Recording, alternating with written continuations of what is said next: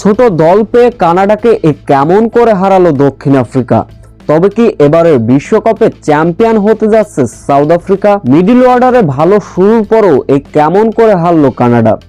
বিস্তারিত জানতে ভিডিওটি না টেনে সম্পূর্ণ দেখার অনুরোধ রইল। আজ সোমবার সকালে এবারে টি-20 বিশ্বকাপের প্রথম 200 সংগ্রহ করেছিল স্কটল্যান্ড, যেখানে তারা করেছিল 207 রান। রাতের সংগ্রহ ছাড়িয়ে গেল দক্ষিণ আফ্রিকা।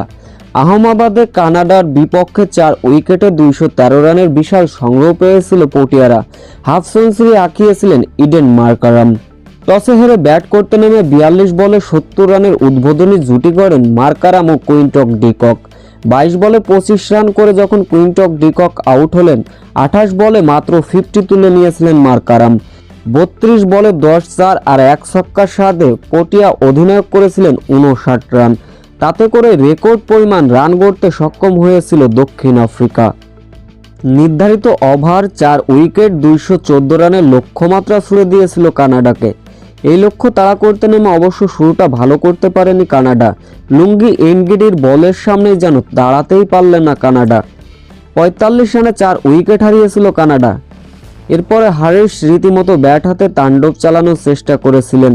অন্য প্রান্তে দেওয়ালা করেছিলেন 39 বলে 50, যার ফলে শেষ 20 বলে জয়ের জন্য প্রয়োজন ছিল কানাডার 85 রান। এই পাহাড় সম লক্ষ্য আর টপকাতে পারেনি কানাডা, যার ফলে বিশ্বকাপের প্রথম ম্যাচে কানাডাকে দাপটীয়ভাবে হারালো সাউথ আফ্রিকা।